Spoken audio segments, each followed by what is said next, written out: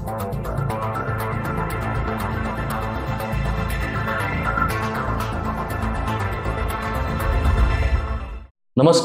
माझं लातूर युट्यूब चॅनलमध्ये आपल्या सर्वांचं स्वागत.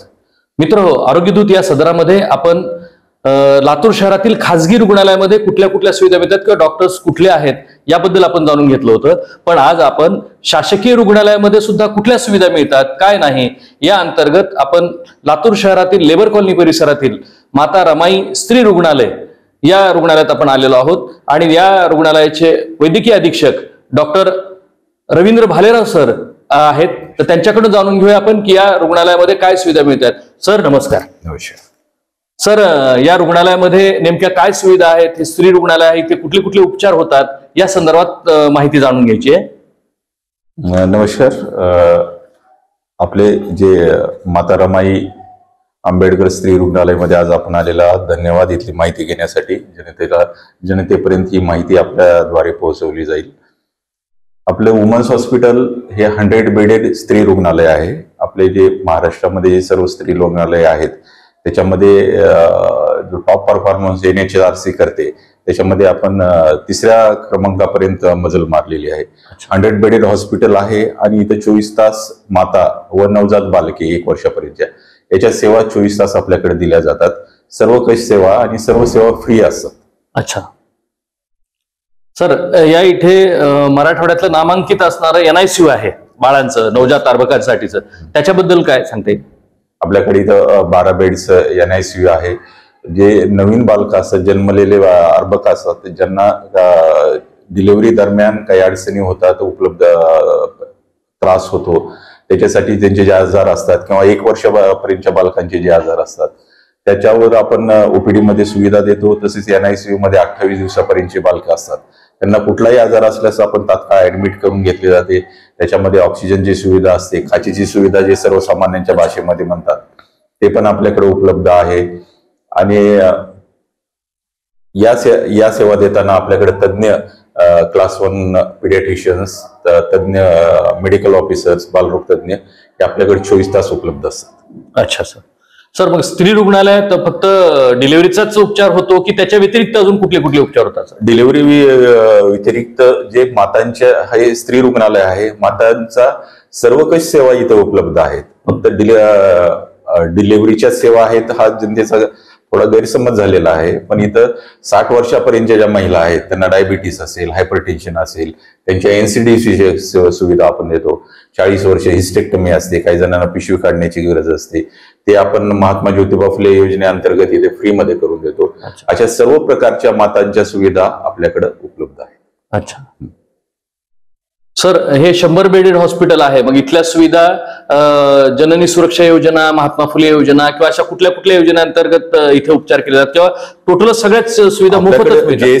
JSS के अंतर्गत ह्याच्या सुविधा पूर्णपणे फ्री आहेत. माता विषयक सेवा, बालकांचे NICU आणि 1 वर्षापर्यंतच्या OPD विषयक सेवा आपल्याकडे पूर्ण फ्री आहेत. NICU मध्ये ऍडमिशन होतात.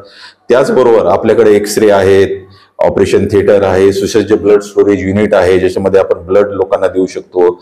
आपल्याकडे न्यूट्रिशनल रिहॅबिलिटेशन सेंटर आहे ज्याच्यामध्ये आपले जे 5 वर्षापर्यंतचे बालक आहेत, जे कुपोषित आहेत, त्यांच्या पण ऍडमिशनची आपण सुविधा करतो. आपल्याकडे थॅलेसेमिया आणि हिमोफिलिया डे केअर सेंटर आहे ज्याच्यामध्ये आपण जे थॅलेसेमिया आणि हिमोफिलियाचे पेशंट असतात ह्यांना ज्या हिमोफिलियाच्या पेशंटला जे फॅक्टर लागतात, जे अतिशय महागडे असतात, ज्याची किमती खूप जास्त आहेत, ते आपल्याकडे फ्रीली अवेलेबल आहेत. आपल्याकडे थॅलेसेमियाच्या रुग्णांना, बालकांना 18 वर्षापर्यंत त्यांना आपण blood transfusion free of cost देतो.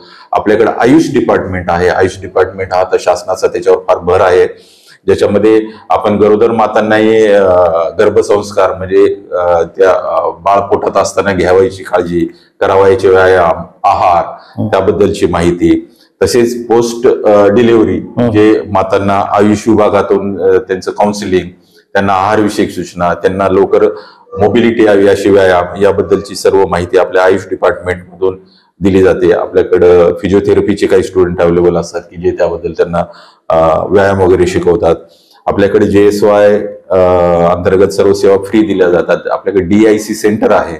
DIC सेंटर म्हणजे early intervention, district early intervention centre आहे. याच्यामध्ये 18 वर्षापर्यंतचे जे बालक आहेत ते जन्मापासून त्यांच्या 18 वर्षापर्यंत त्यांना ज्या व्याधी होतात, ज्या अर्ली इंटरव्हेन्शननी सॉल्व्ह होऊ शकतात, ज्यांना आपण त्यांचं ऑक्युपेशनल आणि एज्युकेशनल रिहॅबिलिटेशन करू शकतो, ते सर्व सेवा आपल्याकडे दिल्या जातात.